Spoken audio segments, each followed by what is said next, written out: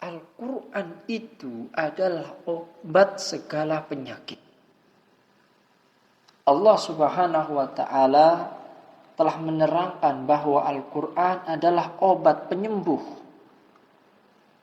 Allah Subhanahu wa ta'ala berfirman, "Walau ja'alnahu Qur'anan a'jamiyan laqalu laula fussilat ayatuhu a'jamiyyun wa 'arabiyyun qul huwa lilladzina amanu hudaw wa shifaa."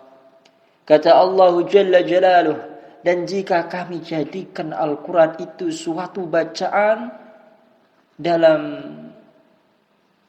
selain bahasa Arab, tentulah mereka akan mengatakan, mengapa tidak dijelaskan ayat-ayatnya? Apakah patut Al-Quran, kata Allah Subhanahu wa ta'ala, dalam bahasa asing, sedang Rasul adalah orang Arab? Maka katakanlah bahwa Al-Quran, kata Allah, adalah petunjuk dan penawar bagi orang-orang yang beriman.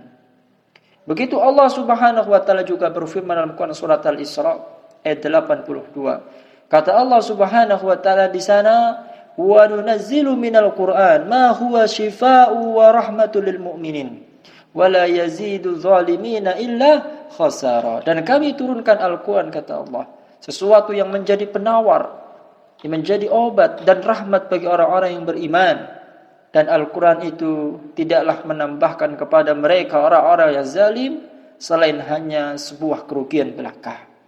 Kaum muslimin jamaah saya cintai karena Allah. Jadi ketika kita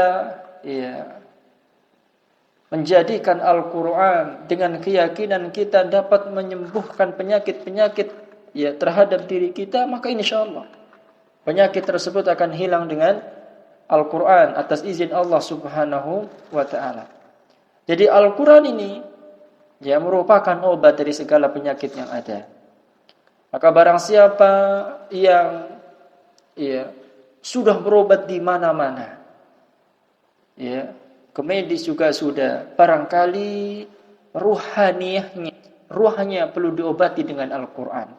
Barangkali yang menyebabkan dirinya cemas karena memang hatinya perlu dibasahi dengan bacaan Al-Quran.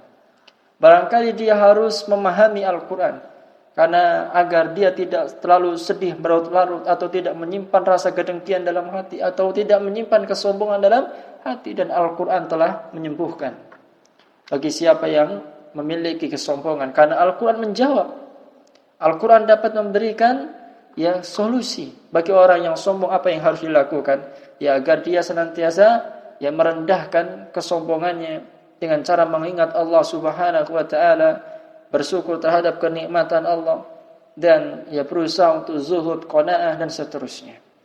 Kalau dia tahu bahwa dia diciptakan itu kecil, dari sebatas air mani, atau diciptakan dari